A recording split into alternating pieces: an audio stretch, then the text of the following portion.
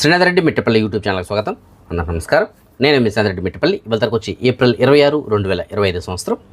ఇవాళ ముఖ్యాంశాలకు వచ్చినట్లయితే ఫ్రెండ్స్, ఇప్పుడు నేను చెప్పబోయేటువంటి సమాచారం చాలా జాగ్రత్తగా వినండి. అలాగే మీకు తెలిసిన ఫ్రెండ్స్ కూడా చేరవేయండి. వీలైనంత ఎక్కువ మందికి ఈ సమాచారాన్ని ఫార్వర్డ్ చేయండి. ఎంత ఎక్కువ మంది తెలుసుకొని అది గవర్నమెంట్ వరకు చేరితే అంత మంచిది. ఇంతకీ మ్యాటర్ ఏమిటంటే మనం చూసుకున్నట్లయితే, ప్రస్తుతానికి బయట దేశాల్లో ఎవరైతే ఉంటారో అలాంటి వారు సంపాదించిన డబ్బులతో కొంత బంగారం తీసుకొని ఇంటికి వెళ్ళాలని చెప్పేసి అనుకుంటూ ఉంటారు. ఇంటికి వెళ్ళేటప్పుడు బంగారం తీసుకెళ్తారు. అయితే మన ఇండియన్ గవర్నమెంట్ దానికి కొన్ని నిబంధనలు పెట్టింది. మీరు బయట దేశాల్లో 6 నెలల కన్నా ఎక్కువ రోజులు కనుకున్నట్లయితే ఇంత బంగారం వరకు మాత్రమే తెచ్చుకోవచ్చు. గతంలో ఉన్నటువంటి రూల్ ఏమిటి? మగవాళ్ళు అయితే కనుక 20 గ్రాముల బంగారం, లేదు 50,000 రూపాయలకి సమానమైనటువంటి బంగారం. ఆడవాళ్ళు అయితే కనుక 40 గ్రాముల బంగారం, లేదంటే 1,00,000 రూపాయలకి సమానమైనటువంటి బంగారం అని చెప్పేసి అన్నారు. అది ఎప్పుడో పెట్టినటువంటి రూల్ అది. సో అది ఇప్పటికీ అలాగే కొనసాగుతూ ఉంది. అయితే ప్రస్తుతానికి బంగారం రేట్లు విపరీతంగా పెరిగిపోయాయి. మనందరికీ ఆ విషయం తెలుసు. 1 గ్రాము బంగారం ధరే 10,000 రూపాయలు పైన ఉంది ప్రస్తుతానికి. సో మగవాళ్ళకి 50,000 రూపాయలు అంటే 5 గ్రాముల కన్నా తక్కువే బంగారం తీసుకెళ్ళడానికి కుదురుతుంది మనకి. అంటే అన్ని ట్యాక్సులు గీక్సులు అన్నీ కలిపితే ఒక 4 గ్రాముల బంగారం తీసుకెళ్ళచ్చు మనం. అంటే వాళ్ళు చెప్పినటువంటి లెక్కల ప్రకారం 20 గ్రాములు తీసుకెళ్ళాం కదా, 50,000 రూపాయలు లేదంటే 20 గ్రాములు అన్నారు. అంటే అప్పుడు బంగారం రేటు ఆ విధంగా ఉండేది కాబట్టి ఆ ధరలు అప్పుడు నిర్ణయించారు. ఆడవాళ్ళకి వచ్చేటప్పటికి అప్పుడు 20 గ్రాములు, 40 గ్రాములు లేదంటే 1,00,000 రూపాయలు అనేసి అన్నారు. కానీ ఇప్పుడున్నటువంటి ధర ప్రకారం 10 గ్రాములు కూడా రాదు వాళ్ళకి, ఒక 9 గ్రాములు ఏమో వస్తుంది. సో 9 గ్రాముల బంగారం మాత్రమే తీసుకెళ్ళాలి. లేదండి మగవాళ్ళకి 20 గ్రాములు, ఆడవాళ్ళకి 40 గ్రాములు కదా, అంత తీసుకెళ్తాము అనేసి అంటే ఆ మ్యాటర్కే వస్తాను ఇప్పుడు నేను. ఈ విధంగా తీసుకెళ్ళడం వల్ల ప్రస్తుతానికి లాభపడుతున్నది ఎవరు అనేసి అంటే, ఇంత డబ్బులు పెట్టి కొన్నటువంటి మనమైతే ఇంకా కాదు, కానీ కస్టమ్స్ అధికారులు లాభపడుతున్నారు. దీనికి ఉదాహరణగా ఒక సంఘటన చెప్తాను, దాన్ని బట్టి మీకు క్లియర్గా అర్థమవుతుంది. నిన్న కువైట్ నుంచి మన సబ్స్క్రైబర్స్ ఒక ఇద్దరు, భార్య భర్త, ఫ్యామిలీ వీసా అని వాళ్ళిద్దరిది, ఇద్దరు ఇక్కడి నుంచి బయలుదేరారు, చెన్నైకి చేరుకున్నారు. చెన్నై ఎయిర్పోర్ట్లో వీళ్ళు బంగారం ఇక్కడి నుంచి తీసుకెళ్లారు. ఎంత తీసుకెళ్లారు? ఇద్దరు కలిపి 48 గ్రాములు మాత్రమే తీసుకెళ్లారు. కస్టమ్స్ వాళ్ళు ఆపారు. వీళ్ళు వెళ్ళి ఆల్రెడీ సంవత్సరం పైన ఉన్నారు కువైట్లో. నీళ్ళు సంవత్సరం పైన దాటి లాస్ట్ టైం వీళ్ళు సాఫర్కి వెళ్ళి, సో సంవత్సరం తర్వాత ఇంటికి వెళ్ళారు. సో వీళ్ళకి ఎలిజిబిలిటీ ఉంది తీసుకెళ్ళడానికి బంగారం, ఎందుకంటే 6 నెలల పైన ఉంటే తీసుకెళ్ళచ్చు కదా. సో ఎలిజిబిలిటీ ఉంది. అయినా సరే అక్కడ ఉన్నటువంటి కస్టమ్స్ అధికారులు మీరు దీనికి ట్యాక్స్ పే చేయాలి. 48 గ్రాములు మీరు ఎలా కొన్నారు, ఇలా తీసుకెళ్ళడానికి కుదరదు, మీరు 1,20,000, 1,30,000 రూపాయల వరకు ట్యాక్స్ ఎదురుగా కట్టమని చెప్పేసి అన్నారంట. ఆ మొత్తం బంగారం వాల్యూ ఇప్పుడు ఇవాళ లెక్కల ప్రకారం 4 లక్షల చిల్లర రైతునికి అవుతుంది. సో మీరు 1,20,000 రూపాయలు ట్యాక్స్ కట్టాలి అనేసి అన్నారంట. సో 1,20,000 రూపాయల ట్యాక్స్ ఎలా అవుతుంది? గతంలో ఉన్నటువంటి లెక్కల ప్రకారం కూడా 12.35% ట్యాక్స్. ఓకేనా, 12.35% అంటే అప్పుడు ఎంత పడాలి? సో ఆ విధంగా లెక్కేసుకున్నట్టు చాలా తక్కువ పడాలి. కానీ వీళ్ళు ఏకంగా 1,20,000 రూపాయలు కట్టమన్నారంట. మేము ఎందుకు కట్టాలి, మాకు ఎలిజిబిలిటీ ఉంది కదా, మామూలుగా అయితే 20 గ్రాములు, ఆడవాళ్ళకి అయితే 40 గ్రాములు అన్నారు కదా అనేసి అంటే అది అప్పటి లెక్కలు అవి. కానీ ఇప్పుడు అలా కాదు, మీకు 50,000 రూపాయలు లేదంటే 1,00,000 రూపాయల వరకే తీసుకెళ్ళాలి. మగవాళ్ళు అయితే 50,000, ఆడవాళ్ళకి అయితే 1,00,000 రూపాయలు. సో మీరు 4 నుంచి 5 గ్రాములు, వాళ్ళు చేయడానికి 9 నుంచి 10 గ్రాములు మాత్రమే తీసుకెళ్ళాలి. సో మొత్తం మీద ఒక 15 గ్రాముల లోపు మాత్రమే మీరు తీసుకెళ్ళాలి. 48 గ్రాములు తీసుకెళ్తున్నారు, ట్యాక్స్ కట్టండి అని చెప్పేసి అన్నారంట. అయితే ఇక్కడే అసలు విషయం మొదలవుతుంది అక్కడ. సో ఈ కస్టమ్స్ వాళ్ళు ఏం చేస్తున్నారంటే అక్కడ బేరసారాలు మొదలు పెడుతున్నారు. వాళ్ళు ఒక బ్యాచ్ లాగా ఉంటారు అక్కడ. ఫస్ట్ పట్టుకున్న వ్యక్తి వచ్చి ఇంత కట్టాలని చెప్పేసి అంటాడు. దాని తర్వాత అతను చిన్నగా సైడ్ అయిపోయి ఇంకొక వ్యక్తిని పంపిస్తాడు. ఆ వ్యక్తి వచ్చి ఎందుకు అతనితో కొద్దిగా బేరం ఆడి మాట్లాడతాను, తగ్గిస్తాను, ఇంత కట్టు అని చెప్పేసి ఇతను బేరం ఆడతాడు. ఇతను పక్క జరుపుకున్న తర్వాత 3వ వ్యక్తి వస్తాడు. వాళ్ళందరితో కాదు, ఎందుకు ఊరికే నువ్వు ఇక్కడ ఈ విధంగా చేసుకున్నావు అంటే నీ బంగారాన్ని సీజ్ చేసేస్తారు, ఏదో ఎంతో కొంత డబ్బులు కట్టేసుకుని వెళ్ళిపో. అయితే కువైట్ దినార్లు కట్టమని చెప్పేసి డిమాండ్ చేస్తున్నారంట. ఇండియా డబ్బులు ఇస్తామంటే వద్దు, ఇండియా డబ్బులు మేము తీసుకోము, మాకు కువైట్ డబ్బులే కావాలి, కువైట్ దినార్లే ఇవ్వండి అని చెప్పేసి అంటున్నారంట. వాళ్ళ పిచ్చి కాకపోతే కువైట్ నుంచి వెళ్ళిన వాళ్ళు కువైట్ డబ్బులు తీసుకుని ఇండియాకి ఎందుకు వెళ్తారు? డబ్బులు మొత్తం బ్యాంకులో వేసుకుని ఇంటికి వెళ్తారు, కానీ కువైట్ డబ్బులు ఇక్కడి నుంచి ఇంటికి క్యారీ చేస్తారు ఎవరైనా? ఏదో వచ్చేటప్పుడు ట్యాక్సీ డబ్బులతో పాడు ఒక 5 దినార్లు 10 దినార్లు అని తీసుకెళ్ళచ్చు. కానీ వాళ్ళు ఏకంగా 100 దినార్లు 120 దినార్లు కట్టమంటున్నారంట. అంత డబ్బులు ఎవరిని ఇక్కడి నుంచి తీసుకెళ్తారా? ఒకసారి ఆలోచించండి. సో దినార్లు కట్టండి అనేసి అది కూడా డిమాండ్ అంట. దినార్లు మాత్రమే కట్టమని. మీరు ఇండియా డబ్బులు కట్టేడుకుంటే 1,20,000 కట్టండి, దినార్లు అయితే కనుక ఒక 120 దినార్లు కట్టండి అని చెప్పేసి అన్నారంట. 100 నుంచి 120 దినార్లు కడితే సరిపోతుందని చెప్పేసి అన్నారంట. ఆఖరికి వీళ్ళు చేసేదేం లేక వేరే వాళ్ళని అడిగి వాళ్ళని తీసుకొని మొత్తం మీద ఒక దినార్లు అయితే కట్టారు. ఆ దినార్కి కూడా వీళ్ళు ఇచ్చినటువంటి వాల్యూ ఎంతో తెలిసిన, ప్రస్తుతానికి రేటు 276 రూపాయలు, 277 రూపాయలు ఉంటే వీళ్ళు ఇచ్చినటువంటి రేటు 257 రూపాయలు. అదేమిటంటే అది కువైట్లో రేట్, అది ఇది ఇండియాలో మేము ఎంత తీసుకుంటామని చెప్పేసి అన్నారంట. మొత్తం మీద ఒక 27,000 చిల్లర తీసుకొని వీళ్ళని ఇతనికి పంపించడం జరిగింది బయట. సో ఇలాంటి సంఘటనలు వీళ్ళు వెళ్ళినటువంటి ఫ్లైట్లోనే చాలామందికి ఎదురయ్యాయంట. ఒక మహిళ సుమారుగా 3 సంవత్సరాల తర్వాత ఇంటికి వెళ్తుందంట. పిల్లలకి వాళ్ళ కూతురికి పెళ్లి చేయాలని చెప్పేసి వెళ్తుందంటే, ఆల్రెడీ ఆవిడకి భర్తగా లేరు, నేను సింగిల్ లేడీనండి, సో కూతురికి పెళ్లి చేయడానికి వెళ్తున్నాను అని చెప్పేసి ఈవిడ 50 గ్రాములు తీసుకెళ్తుందంట. దానికి ఆవిడని దగ్గర దగ్గర 2 లక్షల రూపాయల పైన డిమాండ్ చేశారంట. కడితే కానీ పంపేము, లేదంటే బంగారం ఇక్కడ పెట్టేసి వెళ్ళిపోండి అని చెప్పేసి డిమాండ్ చేశారంట.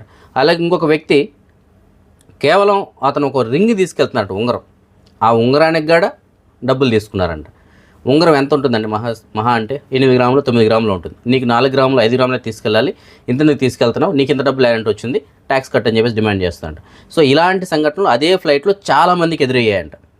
సో దీన్ని బట్టి మనకి అర్థమవుతుంది ఏంటి, ఇక్కడ మనం బంగారం ఇంకపైన గ్రాముల్లో తీసుకెళ్ళడం కాదు. ఇండియా డబ్బులు 50,000కి ఎంత వస్తుంది, ఇండియా డబ్బులు 1,00,000కి ఎంత వస్తుంది, ఇంత మాత్రమే తీసుకెళ్ళాలి. సో అక్కడ కస్టమ్స్ వాళ్ళు ఏది చెప్తే అదే వేదం. సో వాళ్ళు ఎంత చెప్తే అంతే, ఇంకా వాళ్ళు చెప్పినటువంటి రూల్స్. కానీ ఇక్కడ మనం గమనించాల్సింది ఏంటంటే, గవర్నమెంట్ ఎక్కడైనా సరే మనకి అఫిషియల్గా గతంలో చెప్పినట్లు ఇప్పుడు ఏమైనా చెప్పిండదా? బంగారం ధరలు పెరిగిన తర్వాత ఏమైనా చెప్పిండదా? మనకి ఎక్కడ కానీ ఎలాంటి న్యూస్ కానీ లేదు. నేను వెబ్సైట్ అంతా కూడా వెతికాను, అన్ని వెబ్సైట్లోనే చెక్ చేశాను, ఎక్కడ కానీ కొత్త రూల్స్ అయితే ఇంకా లేవు. మరి వీళ్ళకి ఎక్కడి నుంచి వచ్చే కొత్త రూల్స్? పోనీ కస్టమ్స్ అధికారులు కొత్త రూల్స్ చెప్పినప్పుడు దానికి తగ్గట్టు వాళ్ళు డాక్యుమెంట్స్ కూడా పర్ఫెక్ట్గా ఉండాలి, లేదంటే వాళ్ళు ఇలాంటి బేరాలు ఆడకూడదు. గవర్నమెంట్ రూల్ ఇది, సో మీరు ఇంతవరకు తీసుకెళ్ళచ్చు అని చెప్పేసి వాళ్ళు పేపర్లు ఇవ్వాలి కదా, అది కూడా ఇవ్వట్లేదు. డబ్బులు బేరసారాలు ఆడి తీసుకుంటున్నారు అంటే అది దొంగతనంగా తీసుకుంటున్నట్లే కదా లెక్క.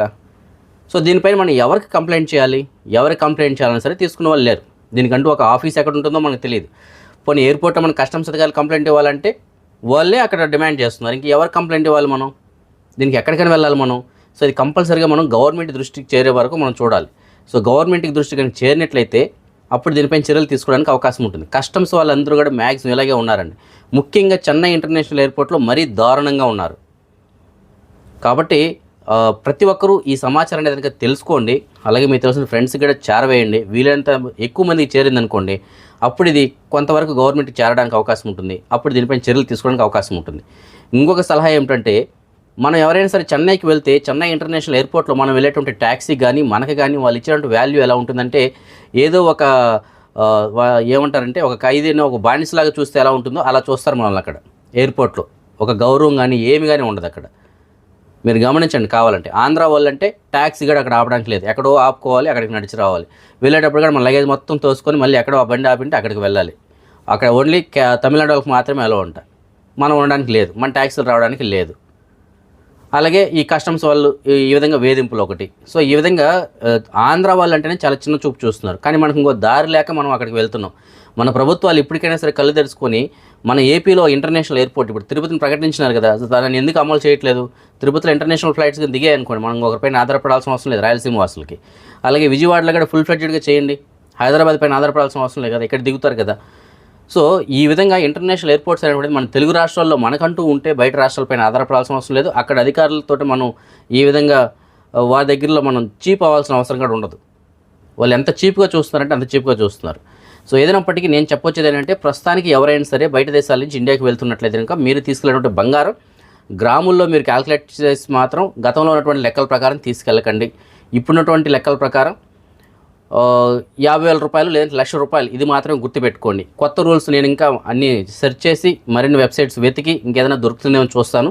ఇప్పటివరకు అయితే మాత్రం మగవాళ్ళకి 5 గ్రాములు, ఆడవాళ్ళకి 10 గ్రాములు అంతే, ఇంతవరకే మనం అనుకోవాలి. ఎందుకంటే ప్రస్తుతానికి 50,000 అంటే గ్రాము 10,000 ఉంది ఇండియాలో. అలాగే ఆడవాళ్ళకి 40 గ్రాములు అంటే ప్రస్తుతానికి గ్రాము వచ్చి 10,000 ఉంది. సో వీళ్ళు వచ్చి ఎంత తీసుకెళ్ళచ్చు, అప్పుడు వాళ్ళు ఎంత తీసుకెళ్ళచ్చు అది చూసుకోండి ఒకసారి. సో ఆ విధంగా మాత్రమే మనం తీసుకెళ్ళడానికి అయితే కనుక అవకాశం ఉంటుంది. 50,000 మగవాళ్ళకి వచ్చి అంతే కదా 5 గ్రాములు, వాళ్ళకి వచ్చి 10 గ్రాములు ఇంచుమించు అంతే, అంతమించి ఎక్కువ తీసుకెళ్ళడానికి అయితే కనుక లేదు. సో ఈ సమాచారాన్ని మాత్రం చాలా జాగ్రత్తగా గమనించండి, మీ వాళ్ళందరికీ కూడా తెలియచేయండి. ఫ్రెండ్స్, మీకు డిస్ప్లేలో ఒక ఫోటో కనిపిస్తుంది కదా, ఆ ఫోటోలో ఉన్నటువంటి ఆయన పేరు వచ్చి అనూప్ బెన్నీ, ఆయన వయసు వచ్చి 32 సంవత్సరాలు. ఈయన కువైట్ నుంచి ఇండియాకి వెళ్తూ ఉండగా మార్గ మధ్యలోనే ఫ్లైట్లోనే ప్రాణాలు కోల్పోవడం జరిగింది. ఈయనకు సంబంధించిన వివరాలు మనం చూసుకున్నట్లయితే, కువైట్లోని అబ్బాయిస్లో ఉన్నటువంటి ఇండియన్ సెంట్రల్ స్కూల్ ఏదైతుందో ఆ సెంట్రల్ స్కూల్లో ఈయన ఉద్యోగి. ఇతని వయసు 32 సంవత్సరాలు. 6 నెలల క్రితమే ఇతనికి మ్యారేజ్ కూడా అయింది. అయితే ఇతను 2 రోజుల క్రితం కొద్దిగా అస్వస్థకు గురయ్యారు, హాస్పిటల్లో ట్రీట్మెంట్ తీసుకోవడం జరిగింది. దాని తర్వాత ఎందుకైనా మంచిదని చెప్పేసి ఇండియాకి బయలుదేరారు. ఇండియాకి బయలుదేరి వెళ్తున్నటువంటి క్రమంలో మార్గ మధ్యంలో ఫ్లైట్లో మరోసారి ఆయనకి అస్వస్థత రావడంతో విమాన సిబ్బంది ఎవరైతే ఉంటారో వాళ్ళు హుటాహుటిన అత్యవసర ల్యాండింగ్ అయితే కనుక ముంబైలో చేశారు. కానీ అప్పటికే ఆయన ప్రాణాలు కోల్పోయినట్లు తెలియజేస్తున్నారు. సో ప్రస్తుతానికి ఆయన బాడీ అయితే కనుక ముంబైలో ఉంది. యాక్చువల్లీ ఇతని నేటివ్ ప్లేస్ వచ్చి కేరళ. సో కేరళకి వెళ్ళవలసి ఉంది, కానీ మార్గ మధ్యలో ముంబైలో అయితే కనుక దింపారు ఎమర్జెన్సీ అత్యవసర వైద్య సేవల కోసం చెప్పేసి. కానీ లాభం లేకుండా పోయింది. మరి ఆయన యొక్క టైం అలా ఉంది పాపం. సో ఆయన యొక్క ఆత్మ శాంతి చేకూరాలని చెప్పేసి మనం కోరుకుందాం. కువైట్లో ప్రస్తుతానికి ఎండాకాలం అయితే కనుక ప్రారంభమవుతూ ఉంది. అలాగే విద్యుత్ వినియోగం కూడా ఈ ఎండాకాలంలో ఎక్కువగా ఉంటుంది. సో దీన్ని దృష్టిలో పెట్టుకుని కువైట్కి సంబంధించినటువంటి ఇస్లామిక్ వ్యవహారాల మంత్రిత్వ శాఖ వాళ్ళు ఒక కొత్త నిర్ణయం తీసుకోవడం జరిగింది. అదేమిటంటే ఆదాన్ మరియు ఇకామత్ ప్రార్థనలు ఏవైతే ఉంటాయి, ఈ రెండు ప్రార్థనల మధ్య సమయాన్ని, విరామం ఏదైతే ఉంటుందో దాన్ని తగ్గించడం జరిగింది. గతంలో ఉన్నటువంటి సమయం కన్నా కొద్ది సమయాన్ని తగ్గించారు. ఎందుకంటే ఈ విద్యుత్ వినియోగాన్ని తగ్గించడం కోసం అని చెప్పేసి ఈ నిర్ణయం కనుక తీసుకోవడం జరిగింది. గరిష్టంగా 10 నిమిషాలకి తగ్గించారు. సో అంతకుమించి ఎక్కువ సమయం లేకుండా 10 నిమిషాలు కుదించారు దాన్ని. సో ఇలాంటివి భవిష్యత్తులో మరిన్ని నిర్ణయాలు కూడా తీసుకోవడానికి అవకాశం ఉంది వివిధ రంగాల్లో. ఎందుకంటే విద్యుత్ వినియోగం ఉంటుంది ఎండాకాలంలో కువైట్ ఎలా ఉంటుందో మీకు అందరికీ తెలుసు. ఎంతటి విద్యుత్ మనకు అవసరమో కూడా మీకు అందరికీ తెలుసు. కువైట్లో ఈ ఎండాకాలంలో విద్యుత్ లేకపోతే ఇక్కడ మనిషి బతకలేడు. తప్పనిసరిగా విద్యుత్ ఉండాల్సిందే. సో దానికి అనుగుణంగా ఎలాంటి చోట్ల మనం విద్యుత్ పొదుపు చేయాలి అనే విధంగా కొన్ని మార్గదర్శకాలు అయితే కనుక తీసుకురానుంది కువైట్కి సంబంధించినటువంటి గవర్నమెంట్. కువైట్కి సంబంధించినటువంటి సెంట్రల్ బ్యాంక్ కువైట్లో ఉన్నటువంటి ఈ ఎక్స్చేంజ్ సెంటర్లు ఏవైతే ఉన్నాయో, మనీ ఎక్స్చేంజ్ సెంటర్లు, వాటిని తనిఖీ చేయడం జరిగింది. చాలా ఎక్స్చేంజ్ సెంటర్లను తనిఖీ చేసి ఎవరైనా ఉల్లంఘనలకు పాల్పడ్డారా ఏమిటా అనే దాని గురించి ఈ తనిఖీలు నిర్వహించడం జరిగింది. ముఖ్యంగా ఎక్స్చేంజ్ ధరలు కావచ్చు, అలాగే వాళ్ళు తీసుకున్నటువంటి ట్రాన్సాక్షన్ ఛార్జెస్ ఏవైతే ఉన్నాయో ఇలాంటి వాటిలో వాళ్ళు తనిఖీలు నిర్వహించడం జరిగింది. ఎవరైనా ఉల్లంఘనలకు పాల్పడంటే వారిపైన చర్యలు అయితే తీసుకుంటున్నారు. ఎందుకంటే గతంలోనే గవర్నమెంట్ అయితే తెలియజేసింది, వారు కొన్ని నిబంధనలు పెట్టారు. ఆ నిబంధనలకు లోబడి ఎవరైనా లేకుండా ఉంటే వారికి సంబంధించిన ఎక్స్చేంజ్ సెంటర్కి సంబంధించిన లైసెన్స్లన్నీ కూడా ఉపసంహరించుకోవడం జరిగింది. సో అందులో భాగంగానే ప్రస్తుతానికి ఎవరైతే లైసెన్సులు కలిగి ఉన్నారో వాటిని మరొకసారి ఈ విధంగా తనిఖీల రూపంలో వాళ్ళు సందర్శించి మరొకసారి ఏదైనా ఉల్లంఘనలు పాల్పడంటే పూర్తి వారికి సంబంధించిన లైసెన్సులు క్యాన్సిల్ చేయడం, ఉల్లంఘనలు అయితే నమోదు చేయడం జరుగుతూ ఉంది. కువైట్లో ఈ విద్యుత్ వినియోగాన్ని అరికేటటువంటి దిశగా కువైట్కి సంబంధించినటువంటి గవర్నమెంట్ ప్రస్తుతానికి కొన్ని చర్యలు తీసుకుంటుంది. అలాగే ఎవరైనా ఎక్కువగా అక్రమంగా విద్యుత్తును వినియోగిస్తున్నట్లయితే వారిపైన చర్యలు కూడా తీసుకుంటుంది కదా. ఇందులో భాగంగా క్రిప్టో మైనింగ్ చేస్తున్నటువంటి కొన్ని ఇండ్లను గుర్తించి వాటిపైన రైడ్ చేసి వాళ్ళని అదుపులో తీసుకోవడం జరిగింది. ఇందులో భాగంగానే కొన్ని ఇళ్లలో వీళ్ళు రైడ్ చేయడం జరిగింది. వాటికి సంబంధించిన ఒక వీడియో అయితే ఉంది. ఆ వీడియోని మీకు నేను ప్లే చేస్తుంది, దాంట్లో చూడొచ్చు. సో ఈ క్రిప్టో మైనింగ్ అంటే డిజిటల్ మనీ అనమాట. ఈ డిజిటల్ మనీకి సంబంధించిన లావాదేవీలు ఏవైతే ఉంటాయో వాటికి సంబంధించినటువంటి డేటాని మానిటరింగ్ చేయడం కోసం చాలా హై కెపాసిటీ కలిగినటువంటి ప్రాసెసర్ కలిగినటువంటి కంప్యూటర్లని వాడడం జరుగుతుంది అక్కడ. వాటికి విద్యుత్ చాలా ఎక్కువగా అవసరం అవుతుంది. ఎందుకంటే ఆ డేటా అనేటువంటిది చాలా ఆ లావాదేవీలు అనేటువంటిది ఏవైతే ఉంటాయో వాటిని మానిటర్ చేయాలంటే తప్పనిసరిగా ఇలాంటి హై కెపాసిటీ కలిగినటువంటి సిస్టమ్సే ఉండాలి. ఎక్కువ కాన్ఫిగరేషన్ కలిగినటువంటి సిస్టమ్స్ మాత్రమే ఉపయోగించడం జరుగుతుంది. అందులో ఉన్నటువంటి ఈ బ్లాక్ చైన్ ఏదైతే ఉంటుందో వాటి అన్నిటిని కూడా వీళ్ళు మానిటర్ చేయాలంటే ఇలాంటి సిస్టమ్స్ అవసరం. వాటికి కంపల్సరీగా విద్యుత్ చాలా ఎక్కువగా అవసరం. అయితే ఆ విధంగా విద్యుత్ వాడాలంటే అఫిషియల్గా పర్మిషన్ ఉండాలి. కానీ వీళ్ళు అలాంటి పర్మిషన్ లేకుండా ఇండ్లలోనే విద్యుత్ని ఎక్కువగా వినియోగించడం జరుగుతూ ఉంది. సో దాంతో కువైట్కి సంబంధించినటువంటి గవర్నమెంట్ వారిపైన చర్యలు అయితే తీసుకుంది. పోప్ ఫ్రాన్సిస్ అంత్యక్రియలు ఇవాళ ముగిశాయి. అయితే ఆయన యొక్క అంత్యక్రియలు వాటికన్లో కాకుండా రోమన్లో చేయడం జరిగింది.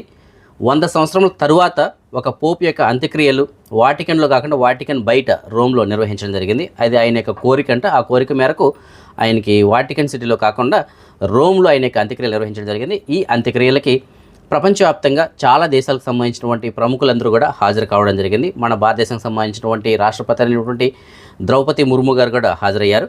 అలాగే అమెరికాకు సంబంధించినటువంటి అధ్యక్షుడు ట్రంప్ గారు కావచ్చు, అలాగే ఇంకా చాలామంది నాయకులు అయితే హాజరవడం జరిగింది. ఇరాన్లోని షాహిద్ రాజాయ్ పోర్ట్లో అగ్ని ప్రమాదం చోటు చేసుకుంది. ఒక భారీ పేలుడు సంభవించడంతో ఈ అగ్ని ప్రమాదం సంభవించింది. ఈ అగ్ని ప్రమాదంలో ఇప్పటి వరకు 5 ప్రాణాలు కోల్పోగా సుమారుగా 700 మందికి పైగానే గాయపడినట్లు తెలియజేస్తున్నారు. ఈ మృతుల సంఖ్య ఇంకా భారీగా పెరిగేటువంటి అవకాశాలు కూడా ఉండొచ్చు అని చెప్పేసి తెలియజేస్తున్నారు. అక్కడ డంప్ చేసినటువంటి పేలుడు పదార్థాలు ఏవైతే ఉన్నాయో అవి ఒక్కసారిగా పేలడంతో ఈ ప్రమాదం సంభవించిందని చెప్పేసి అక్కడ లోకల్ మీడియా అయితే తెలియజేస్తుంది. పెహల్గామ్ దాడి తర్వాత మన భారతదేశం కూడా ప్రస్తుతానికి మన భారతదేశంలో అక్రమంగా నివసిస్తున్నటువంటి బయట దేశాలకు సంబంధించిన వాళ్ళు ఎవరైతే ఉన్నారో అలాంటి వారిని గుర్తించడం కోసం చర్యలు అయితే తీసుకుంటుంది. ఇందులో భాగంగానే గుజరాత్ ప్రభుత్వం అయితే మొదటిగా చర్యలు తీసుకుంది. గుజరాత్లో ఎవరైతే అక్రమంగా నివసిస్తున్నటువంటి బంగ్లాదేశీలు ఉన్నారో అలాంటి వారిని గుర్తించడం జరిగింది. సుమారుగా ఒక 550 మందిని అయితే అదుపులో తీసుకున్నారు. కానీ కొన్ని వార్తాపత్రికలు వచ్చిన సమాచారం మేరకు సుమారుగా పాకిస్తాన్ అలాగే బంగ్లాదేశ్కి సంబంధించినట్టు ఒక 1000 మందిని అదుపులో తీసుకున్నట్లు చెప్తున్నారు. సో వారందరినీ దేశం నుంచి వారి సొంత దేశాలకి తరలించడం జరిగింది. అంటే వారిపైన చర్యలు తీసుకొని పంపించేస్తున్నారంట. సో ఎందుకంటే వాళ్ళందరూ అక్రమంగా ఉన్నారు, వారికి సరైనటువంటి అనుమతులు లేకుండా అక్రమంగా ఇండియాలో ఉంటున్నారన్నమాట. సో అలాంటి వాళ్ళని గుర్తించి రిటర్న్ పంపిస్తున్నారు. పహల్గామ్ ఉగ్రదాడి తర్వాత మన భారతదేశం పాకిస్తాన్కి సింధు జలాల్ని నిలిపివేస్తున్నట్లు, ఆ ఒప్పందాన్ని రద్దు చేసుకుంటున్నట్లు నిర్ణయం తీసుకుంది కదా. అయితే ఈ నిర్ణయం తర్వాత పాకిస్తాన్ గవర్నమెంట్ ప్రస్తుతానికి కాళ్ళబేరానికి వస్తుంది. దీనికి ముందు వాళ్ళు చాలా మాటలైతే మాట్లాడారు. భారతదేశంలో ఉంటూ వాళ్ళందరినీ అది చేస్తాం, ఇది చేస్తాం, చంపేస్తాం, నరికేస్తాం, రక్తపాతాలు అది ఇది అన్నారు.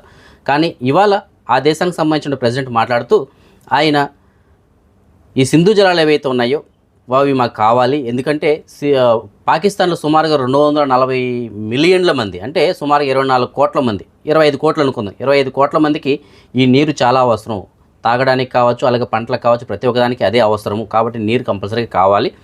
సో ఈ దాడి ఏదైతుందో దీనిపైన తటస్థ విచారణ ఒకటి జరిపించాలని చెప్పేసి ఆయన కోరారు. సో మేము మీకు సహకరిస్తాము, దీనిపైన విచారణ ఒకటి జరిపించాలని చెప్పేసి కాళ్ళబేరానికి అతనికి వస్తున్నారు ప్రస్తుతానికి. సో దీన్ని బట్టి మనకు అర్థమవుతుంది ఏంటంటే, ఏదన్నా ఒక సంఘటన జరిగినప్పుడు ఆవేశపడిపోయి దానిపైన మన నిర్ణయాలు తీసుకునేటప్పుడు వాళ్ళపైన దాడి చేయడం కాదు కావాల్సింది, ఆలోచనతోటి ఏమి చేస్తే బాగుంటుంది అనేది చూడాలి. సో ఇక్కడ అలాంటిదే జరిగింది. ఆవేశపడిపోయి మనం వాళ్ళపైకి యుద్ధ విమానాలు పంపించలేదు, మిజైల్స్ పంపించలేదు, తుపాకీలతో కాల్చలేదు, ఎలాంటివి చేయలేదు, మనం ఏమి కానీ చేయలేదు. జస్ట్ మనం ఆ సింధు జలాలను మాత్రమే ఆపాం. సో దీంతో ఏమైంది, వాళ్ళు కాలబేరానికి వస్తున్నారు. కాబట్టి మనకి కావాల్సింది ఏంటంటే ఆవేశం కన్నా ఆలోచన ముఖ్యం. సో అలాంటి నిర్ణయమే తీసుకునింది మన గవర్నమెంట్. సో చూడాలి భవిష్యత్తులో ఇది దేనికి దారి తీస్తుందో. మరి మన సబ్స్క్రైబర్ ఒకరు మనకి మెసేజ్ పెట్టారు, ఆయనకి డ్రైవర్ వీసా కావాలి అని చెప్పేసి అంటున్నారు. ఆయన ప్రస్తుతానికి ఇండియాలో ఉన్నారు. కువైట్లో 17 సంవత్సరంలో డ్రైవర్గా పనిచేసినటువంటి అనుభవం అయితే కనుక ఉందంట. సో కువైట్ వాళ్ళ ఇంట్లో ఎక్కడైనా సరే డ్రైవర్ వీసా ఉంటే కనుక చెప్పండి, నేను వస్తాను అని చెప్పేసి అంటున్నారు. సో మీకు తెలిసిన చోట అలాంటి డ్రైవర్ వేకెన్సీ ఏదైనా ఉన్నట్లయితే మీకు నేను డిస్ప్లేలో ఆయనకి సంబంధించిన నెంబర్ ఇచ్చాను, ఆ నెంబర్కి కాల్ చేసి ఆయనకి సమాచారం అందించగలరు. ఇవాళ నవతేజ అనేటువంటి అబ్బాయి మొదటి సంవత్సరం పుట్టినరోజు జరుపుకోవడం జరుగుతుంది. ఇంకా ఎవరైనా మన సబ్స్క్రైబర్స్ యొక్క పిల్లలు వాళ్ళు పుట్టినరోజు జరుపుకుంటుంటే వారికి కూడా నా తరపున, అలాగే మన ఛానల్ సబ్స్క్రైబర్స్ అందరి తరపున పుట్టినరోజు శుభాకాంక్షలు. అదే మనం ఈ మనీ ఎక్స్చేంజ్ విషయానికి వచ్చినట్లయితే ప్రస్తుతానికి ఒక కువైట్ దినార్ మన భారతదేశం రూపీస్లో సుమారుగా 277 రూపాయల 24 పైసలుగా ఉంది. బంగారం విషయానికి వచ్చినట్లయితే మాలియాలో ఉన్న సూకల్ వతియాలో ఉన్నటువంటి షాప్ నెంబర్ 127లో ఉన్న ఎఫ్కే జ్యువెలర్స్ వాళ్ళు మనకు అందించిన సమాచారం మేరకు 22 క్యారెట్ల బంగారం ప్రస్తుతానికి ఒక గ్రామ ధర 30 దినార్ల 454 పైసలుగా ఉంది. అదే 24 క్యారెట్ల బంగారం మనకి బిస్కెట్ రూపాయల బంగారం ప్రస్తుతానికి ఒక గ్రామ ధర 33 దినార్ల 210 పైసలుగా ఉంది. సో ఈ ఫ్రెండ్స్ ప్రస్తుతానికి అప్డేట్స్. రేపు రాత్రి 9 గంటలకు వచ్చిన వీడియోలో మరిన్ని అప్డేట్స్ కలుసుకుందాం. అంతవరకు సెలవు. జై హింద్.